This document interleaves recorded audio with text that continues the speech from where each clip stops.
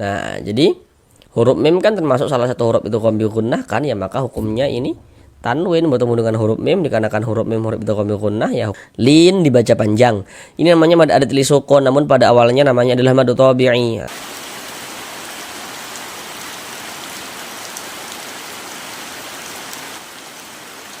Assalamualaikum warahmatullahi wabarakatuh. Jika memiliki permasalahan, masih belum lancar di dalam membaca Al-Quran, kemudian masih belum memahami ilmu tajwid, sehingganya tidak percaya diri ketika membaca Al-Quran, mari belajar mengaji Al-Quran di channel ini.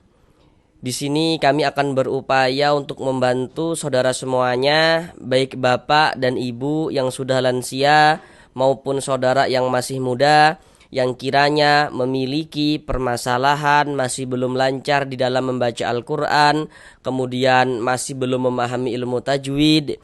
Maka di sini kami akan berupaya untuk membantu saudara semuanya supaya bisa segera memahami ilmu tajwid Al-Quran guna untuk melancarkan bacaan Al-Qurannya.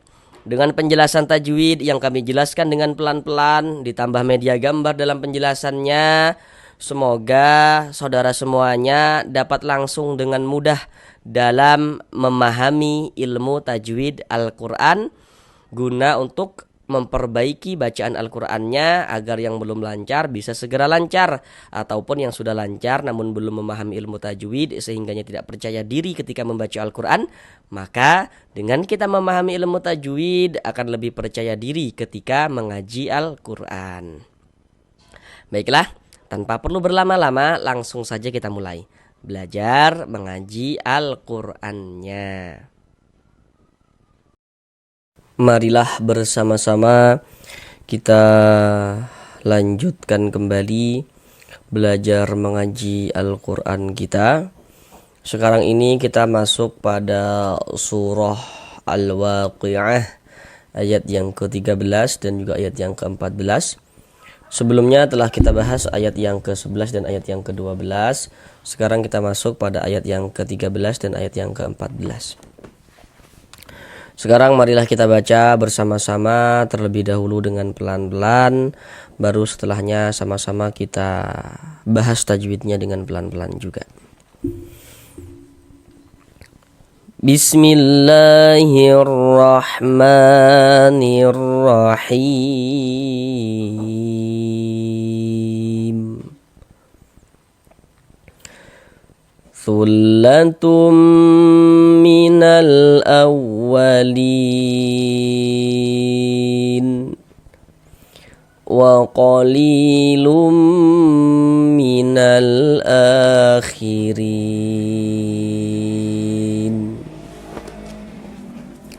Sekarang mari sama-sama kita pelajari tajwidnya dengan pelan-pelan. Pertama di sini thullatum. Di sini ada tanwin ya, ini tanda baca tanwin ya. Setelahnya huruf mim. Nah, perhatikan media gambar di layar. Jadi kalau kita mengaji Al-Qur'an setiap, ingat ya kalimatnya setiap bertemu dengan huruf nun sukun atau bertemu dengan salah satu tanda baca tanwin. Nah, tanda baca tanwin itu bentuknya ada 3 tuh. Seperti yang tertera pada media gambar yang di samping panah tuh. Ada baris 2 di atas huruf ya, fathatain, baris 2 di bawah huruf kasrotain ya, dan yang satunya itu dhammatain. Pokoknya kalau di situ ada nun sukun atau di situ ada tanwin, maka di situ pun akan terjadi hukum tajwid dengan kita memperhatikan huruf setelahnya begitu. Contohnya itu seperti ini. Ini tanwin, setelahnya huruf mim. Nah, huruf mim huruf apa? Kita lihat di samping, huruf mim termasuk salah satu huruf idgham bi gunnah ya, atau idgham ma'al gunnah. Jadi kalau ada huruf nun sukun atau tanwin bertemu dengan salah satu daripada 4 huruf yang di samping itu, maka hukumnya idgham bi gunnah atau idgham ma'al gunnah. Nah, jadi huruf mim kan termasuk salah satu huruf idgham bi gunnah kan, ya maka hukumnya ini tanwin bertemu dengan huruf mim, dikarenakan huruf mim huruf idgham bi gunnah, ya hukumnya idgham bi gunnah. Cara membacanya dengan cara memasukkan kemudian disertai dengan gunnah. Yang dimasukkan itu apanya begitu kan? Bunyi tanwinnya ini dimasukkan ke huruf mim. Kita baca thullatum. Jangan dibaca thullatun, tun, jangan, tapi tum. Thullatum, seperti itu, masuk ke huruf mim. Thullatum. Nah, kemudian digunakan jadi di bagian tumnya tuh, di bagian tum suaranya itu kita tahan, kita panjangkan sejenak sepanjang 2 harokat. Thullatum minal awwalin. Alif lam bertemu dengan huruf hamzah. Loh, kok ini huruf hamzah begitu? Bagi yang belum tahu, kalau ada huruf alif memiliki tanda baca. Huruf alifnya itu ada tanda bacanya, ada harokatnya, ada barisnya, maka itu adalah huruf hamzah. Nah, ini huruf hamzah nih. Alif lam bertemu dengan huruf hamzah. Perhatikan media gambar di layar. Huruf hamzah termasuk salah satu huruf qamariyah, maka alif lam kalau bertemu dengan salah satu daripada 14 huruf yang di samping, maka hukumnya alif lam qamariyah. Alif lam qamariyah itu disebut juga dengan izhar qamariyah karena cara membaca huruf lamnya dibaca izhar. Ini alif, ini lam, maka disebut alif lam. Setelahnya huruf hamzah, huruf qamariyah, maka hukumnya alif lam qamariyah. Nah, jadi kalau ada alif lam letaknya jajar begini, huruf lamnya ada tanda sukunnya, itu alif lam qamariyah tuh. Minal awwalin. Di sini ada huruf waw bertasydid yang dia itu bukan idgham bi gunnah, bukan. Atau kalau masih mungkin belum tahu idgham bi gunnah itu apa ya. Tadi sebenarnya sudah kami sebutkan tadi, harusnya sudah tahu ya. Atau begini saja kalau lebih mudahnya tuh. Kalau ada huruf waw bertasydid, jika sebelum waw bertasydid di sininya nih ada harokat fathah atau kasrah atau dhammah begitu, maka huruf waw bertasydidnya itu kita kasih naber. Naber itu tekanan pada huruf-huruf tertentu sehingga intonasi suaranya itu sedikit lebih tinggi dibandingkan dengan huruf-huruf di sampingnya ditekan. Awwalin. Nah, dihentak. Awwalin begitu. Lin dibaca panjang. Ini namanya mad adat li sukun, namun pada awalnya namanya adalah mad tabi'i. Nah, sekarang perhatikan kenapa kok mad tabi'i ini bisa berubah menjadi mad adat li sukun. Nah, perhatikan rumus 1 yang warna hitam. Rumus 1 warna hitam, perhatikan. Kalau kita mengaji Al-Qur'an ya, kita lihat-lihat, kita perhatikan. Kalau bertemu dengan huruf ya sukun, ada huruf ya, ada tanda sukun. Jika sebelum huruf ya sukun ini ada harokat kasroh, ada tanda baca kasroh, maka huruf yang memiliki tanda baca kasrah ini dibaca panjang. Ada huruf ya, ada tanda sukun. Sebelum ya sukun ada harokat kasrah, maka huruf yang memiliki harokat kasrah ini dibaca panjang. Sehingga li kita baca panjang. Pada awalnya ini namanya mad tabi'i sesuai dengan rumus 1 yang warna hitam. Kemudian li ditambah huruf nun yang disukunkan dibaca lin begitu. Lin. Jadi mad tabi'inya bertemu dengan huruf yang kita sukunkan maka berubah menjadi mad adat li sukun. Kalau mad tabi'i itu panjangnya 2 harokat. Kalau mad adat li sukun panjangnya itu boleh 2 harokat, boleh 4 harokat, boleh juga 6 harokat. Yang terpenting konsisten dalam sekali bacaan. Jadi maksudnya konsisten itu ya, setiap kita membaca Al-Quran, jika bertemu mad adat li sukun dibaca 2 harokat, maka semuanya kita baca 2 harokat. Harus sama antara atas dan bawah. Ini mad adat li sukun kita baca 2 harokat. Ini mad adat li sukun juga di sini nih. Ini juga kita baca 2 harokat. Kalau di sini kita baca 4, di sini kita baca 4 begitu. Tidak boleh selang-seling. Huruf yang kita sukunkan huruf nun. Ini kalau kita berwakaf di huruf nun, kalau berhenti di huruf nun kita baca awalin. Jangan dibaca awalina, jangan. Mengapa begitu? Jadi kalau kita mengaji Al-Quran, kemudian kita itu berwakaf ya, berhenti kita tepat di huruf yang tidak dibaca panjang, hurufnya kita sukunkan. Ini kita berhenti tepat di huruf nun. Huruf nun tidak dibaca panjang, maka kalau berhenti di huruf yang tidak dibaca panjang, hurufnya kita sukunkan. Sehingganya ini kita baca awalin. Nah, seperti itu. Di sini ada tanda wakaf, bentuknya itu lam alif. Ini namanya wakaf mamnu. Jadi maknanya tuh dilarang untuk berwakaf, tapi ada pengecualian. Kalau wakaf mamnu itu terletak di akhir suatu ayat ya, maka tidak mengapa kita berwakaf begitu. Tidak apa-apa kita berwakaf. Nah, ini kan letaknya di akhir ayat kan, di akhir ayat Al-Waqiah ayat yang ke-13 ini kan, maka kita diperbolehkan berwakaf di sini begitu.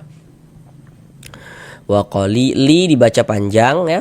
Nah, sekarang perhatikan lagi rumus 1 yang warna hitam. Harusnya saudara-saudara sudah tahu nih, kenapa kok li dibaca panjang, tanda panjangnya apa. Tadi sudah kami jelaskan. Nah, jadi kalau kita mengaji Al-Quran, bertemu dengan huruf ya sukun, ada huruf ya, ada tanda sukun. Huruf sukun atau biasa disebut juga dengan huruf mati, huruf sukun tuh. ada huruf ya sukun. Sebelum ya sukun ada ini, ada harokat kasroh nih, ada baris satu di bawah huruf harokat kasroh, tanda baca kasroh. Maka huruf yang memiliki harokat kasroh ini dibaca panjang, sehingga li dibaca panjang. Nah, mad tabi'i panjang 2 harokat sesuai dengan rumus 1 yang warna hitam. Wa qalilum, tanwin setelahnya huruf mim. Untuk di sini media gambar tidak kami tampilkan lagi. Ini tanwin sama dengan ini, tanwin setelahnya huruf mim. Ini tanwin setelahnya huruf mim. Maka ini hukumnya adalah idgham bi gunnah. Jadi cara membacanya dengan cara memasukkan. Jadi bunyi tanwin dimasukkan ke huruf mim, melebur ke huruf mim. Kita baca wa qalilum. Jangan dibaca wa qalilun, jangan. Qalilum. Kemudian digunnahkan. Jadi bagian lumnya itu suaranya itu kita tahan, kita panjangkan saja sepanjang 2 harokat. Wa qalilum minal akhirin. Alif lam setelahnya huruf hamzah sama dengan ini, nah hukumnya adalah alif lam qamariyah. Tadi sudah kita temui. A dibaca panjang. Nah, tanda panjangnya ini nih. Nah, perhatikan yang ini namanya mad badal. Namun perhatikan rumus 3 yang warna hijau. Jadi kalau kita mengaji Al-Qur'an ya. Jadi kalau kita mengaji Al-Qur'an bertemu dengan huruf di atas itu ada tanda seperti ini, tanda alif kecil seperti ini atau harokat fathah berdiri. Maka huruf yang memiliki tanda seperti ini ya, tanda alif kecil di atasnya atau harokat fathah berdiri, maka huruf tersebut dibaca panjang, artinya A dibaca panjang. Ini namanya mad badal. Karena ada huruf hamzah yang mendahului daripadanya huruf mad. Nah, huruf hamzah mendahului daripadanya huruf mad atau huruf mad yang sebelumnya hamzah. Polanya itu seperti yang di rumus 3 yang warna hitam dari segi polanya. Nah, huruf alif sebelumnya harokat fathah begitu. Karena yang rumus-rumus warna hitam itu juga bisa ditulis dalam bentuk seperti yang warna hijau. Jadi yang warna hijau itu pada dasarnya yang warna hitam begitu. Nah, begitu ya. Yang warna hijau itu pada dasarnya yang warna hitam begitu pada rumus tuh. Nah, jadi ini mad badal panjangnya 2 harokat. Kalau masih belum mengerti juga, masih bingung juga ya, silahkan lihat di bagian playlist video. Sudah kami buatkan secara khusus di channel ini ya, tentang penjelasan mad badal ini sudah kami buatkan khusus videonya. Silakan lihat. Nah, di situ sudah kami uraikan tuh mengapa disebut mad badal, pembagian mad badal apa saja, sudah kami buatkan di sana. Nah, silakan tonton saja lebih lanjut di sana begitu. Panjangnya 2 harokat. Minal akhirin. Huruf ro kalau dia memiliki harokat kasroh ya, baris 1 di bawah huruf harokat kasroh, maka huruf ro dibaca tipis, dibaca tarkik. Tipiskan huruf ro-nya. Akhirin. Rin dibaca panjang. Ini sama penjelasannya dengan yang di atas ini tadi, sama persis. Untuk di sini media gambarnya tidak kami tampilkan lagi supaya kita latihan tanpa media gambar. Ri dibaca panjang. Harusnya saudara sudah tahu.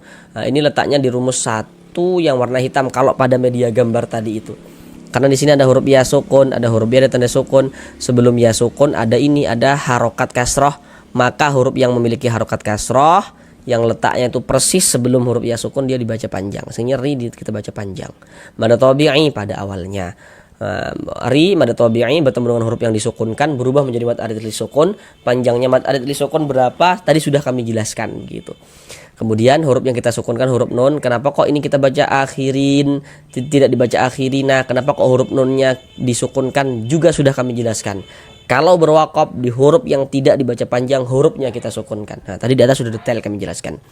Kemudian di sini ada tanda wakaf, bentuknya itu qaf dengan lam yang bermakna al-waqfu aula. Jadi maksudnya itu berwakaf lebih utama. Jadi kalau menemukan tanda wakaf seperti ini, lebih utamanya kita berwakaf dulu, berhenti dulu, ambil napas, baru lanjutkan lagi bacanya. Itu lebih utama. Al-waqfu aula. Sekarang mari sama-sama kita ulang sekali lagi dari awal. Bismillahirrahmanirrahim. Thullatun minal awwalin wa qalilum minal akhirin. Sampai di sini belajar mengaji Al-Quran kita. Sampai bertemu di pembelajaran yang selanjutnya. Assalamualaikum warahmatullahi wabarakatuh.